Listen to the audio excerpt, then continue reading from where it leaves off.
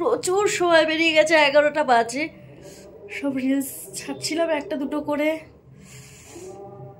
প্রচণ্ড মাথা ব্যথা করছে, ঘুম পাচ্ছে। রিলস ছাড়লাম, এ করলাম, এখনও রিলস করার ইচ্ছা আছে। পার্লারে যাব এখন, আর সকালে যাব না, বিকেলে মেয়েকে পড়াতে আসবে, বিকেলে মেয়েকে পড়াতে আসবে, ভাবছি ওকে পড়াতে ঢুকিয়ে দিয়ে আমি বেরোবো। আর এখন তাহলে কটা রিলস করে নিই, দেখি। খুব কষ্ট হচ্ছে কালকে ঘুমটা ঠিক মতো অনেকক্ষণ না ঘুমালে না ভালো লাগে না, খুব ঘুমাতে ইচ্ছা করে আমার মাঝে মাঝে। কিন্তু আবার যখন মনে হয় অনেক দিন রিলস করা হচ্ছে না, ভিডিও ছাড়তে হবে, তখন আবার ঘুম কেটে যায়। তো আগে বক বক না করে রেডি হয়ে নিই, এরপরে মেয়ে আবার একটার সময় ঢুকবে, রিলস করে আবার স্নান টান করে নেবো তাড়াতাড়ি। তো এখন টাটা। আবার ব্লগটা খানিক এডিট করে রাখলাম, ছাড়বে দুপুর নাগাদ। তো চলো আগে বিছনার অবস্থা দেখো, এই দেখো ফুল পড়ে রয়েছে, বই খাতা বিছনা সব কিছু। তো যাই হোক, জানলাটা খুলি, বাইরে ঝকমকি রোদ, একদম রোদটা গায়ে লাগাতে হবে খানিকটা।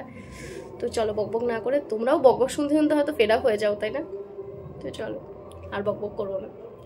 মোটামুটি ঘরের সব কাজ কমপ্লিট করে এবার চলে এলাম গাছগুলোকে দেখতে। না অনেক দিন ঠিক খেয়াল করা হয় না, আর দেখলাম কি গাছের পাতাগুলো হালকা হালকা শুকিয়ে গেছে কিছু কিছু, আর কিছু কিছু একটু পোকা লেগেছে, যার জন্য এগুলো কেটে দিলাম। মাকে ফোন করে বললাম, মা বললো ওগুলো কেটে দে।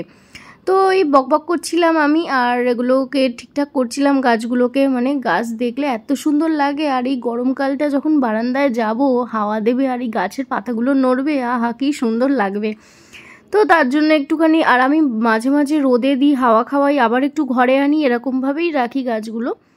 তো বারান্দায় ভালোই হাওয়া আসে, জল পায়, রোদ পায়, তো ভালোই থাকে। দেখো গাছগুলো কত সুন্দর লাগছে না গাছটা।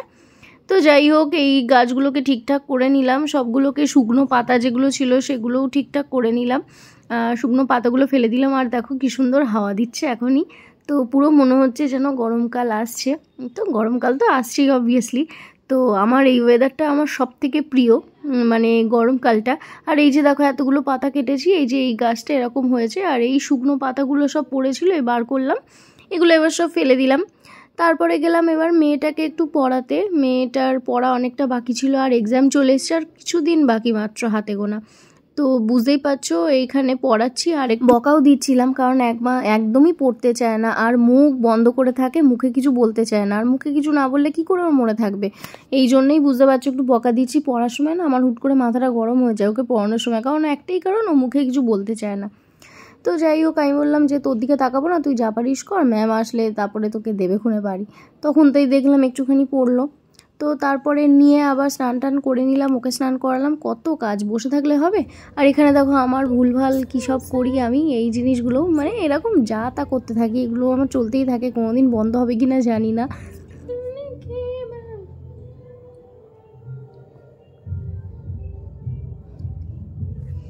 তো এই ঘুম থেকে উঠলাম একটু আগে, মানে 15 মিনিট আগে।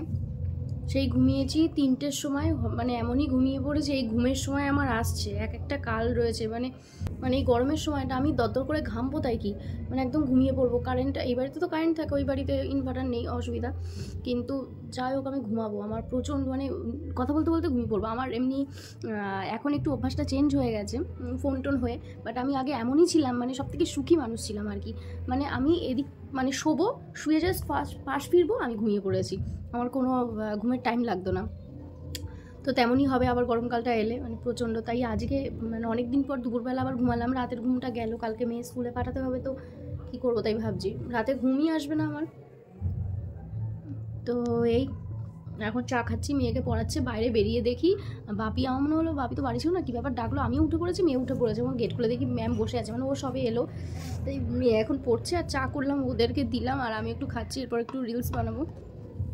আর পার্লারে যাও বললাম না, আমার কোনো কথা ঠিক নেই, মানে পার্লারে যাও বললাম, পার্লারে যাওয়া হলো না। কালকে যাব অবশ্যই, যদি আন্টি না থাকে তাই তো আইব্রো করা হবে না, আপার লিপটা করে চলে আসবো, তো এই প্ল্যানেই যাব।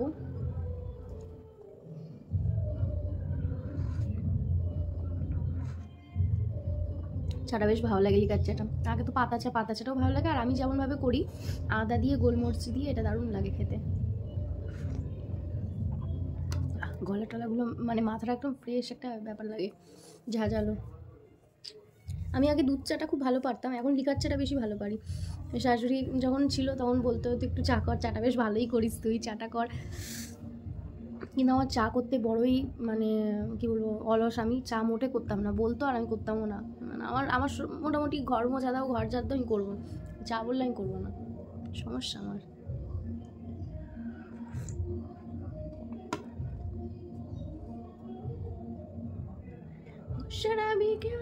পাশে বাড়ি বিয়ে, কালকে বিয়ে বাড়ি যাবো, সেজে গুজে সাজ, মানে আমার কাছে মনটা হ্যাপি হয়ে যায় সাজতে গেলে।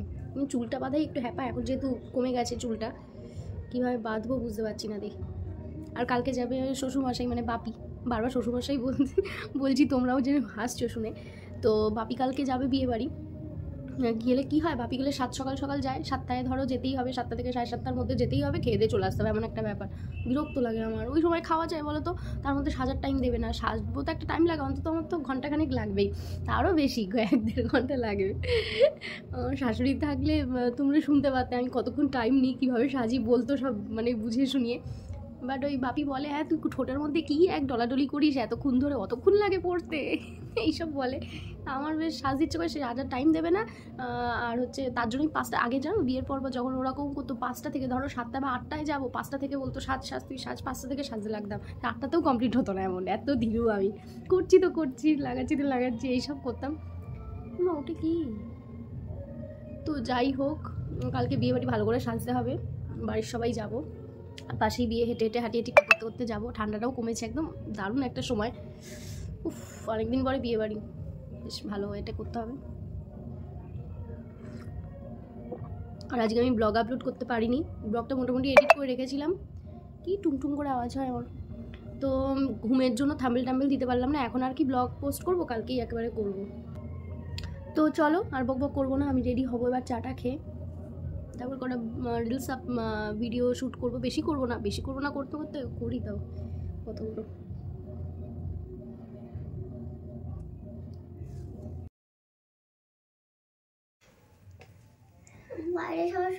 তো আমরা রেডি হয়ে গেছি বিয়ে বাড়ি যাওয়ার জন্য। মাম্মা এই ড্রেসটা পরেছে, মাম্মা এদিকে আসো, আজকে সাজিয়ে দিয়েছি কি সুন্দর করে, তাই তো পছন্দ হয়েছে তো আজকে। আর আমি এই যে রেডি হয়ে গেছি, আর এই যে নাকেরটা পরেছি আজকে, দাঁড়া মোটে আমাকে কথা বলতে দিচ্ছে না, তো আইব্রো কোনো কিছু করতে যাওয়া হয়নি। আর এই চলো, অনেক দেরি হয়ে গেছে, সেই 5টা থেকে সাজছি।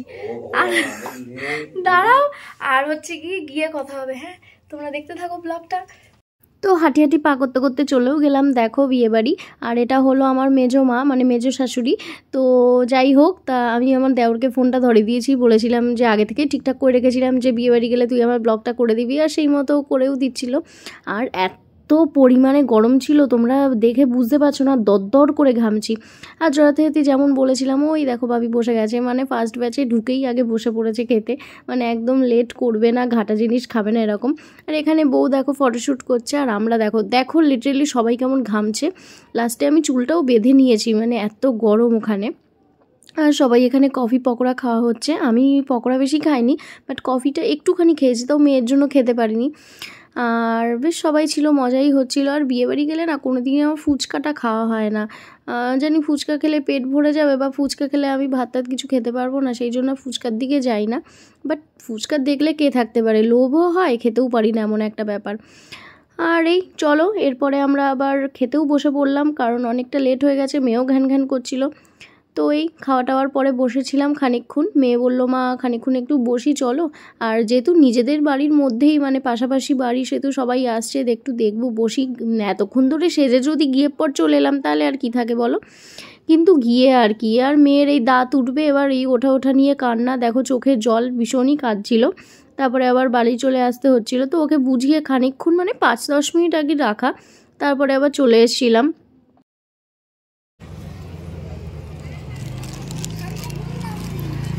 আর ওর এখন ফ্রুটসের দোকান থেকে ফ্রুট কিনতে হবে, না ড্রাগন ফ্রুট আর স্ট্রবেরি কিনে দিতে হবে, এই বায়না ছিল। তো আমি বললাম টাকা তো নিয়ে আসিনি, কালকে দেবো, সেই জন্যই বায়না করছিল। আর আমাদের অবস্থা দেখো, আঁচল টাচল গুটিয়ে কিভাবে আসছি, আসার সময় যাওয়ার সময় ফাট মেরে যাওয়া, আসার সময় এই করা। আর এখানে দেখো দুজন মহারাজ পাহারা দিচ্ছিল রাস্তার দুদিকে বসে, বেশ ফানি লাগলো ব্যাপারটা। তো আমরা বাড়ি চলে এসেছি, এই জাস্ট হলো। মেয়ে খুব কান্নাকাটি করছিল, একদমই বসতে চাইছিল না, তো বাড়ি চলে এলাম। আর এসে ভাবলাম কি করব, দুটো রিলস বানিয়ে নিই, একেবারে রেডি যখন হয়েছে একটু রিলস বানিয়ে নিই। তো বানিয়ে নিই রিলস। আর আজকের ব্লগটা এইটুকুই, কেমন লাগলো অবশ্যই আমাকে জানিও। আর হ্যাঁ, ব্লগ মাঝে দুদিন একটু গ্যাপ পড়ে গেছে ব্লগ দিতে, যেহেতু বুঝতেই পারছো একার হাতে, সে তো একটু মাঝে মাঝে এরকম গ্যাপ চলে যায়। তো চেষ্টা করবো আরও যেন না যার মতো দেওয়ার, আর আস্তে আস্তে জিনিসটা হবে, একবারে হবে না। তো তোমরাও পাশে থাকো আর এভাবেই আমাকে সাপোর্ট করো, দেখতে থাকো, স্কিপ না করে ব্লগগুলো দেখবে, আর অবশ্যই লাইক শেয়ার কমেন্ট তো করবেই। তো নেক্সট ব্লগে দেখা হবে, ততক্ষণ অবধি টাটা।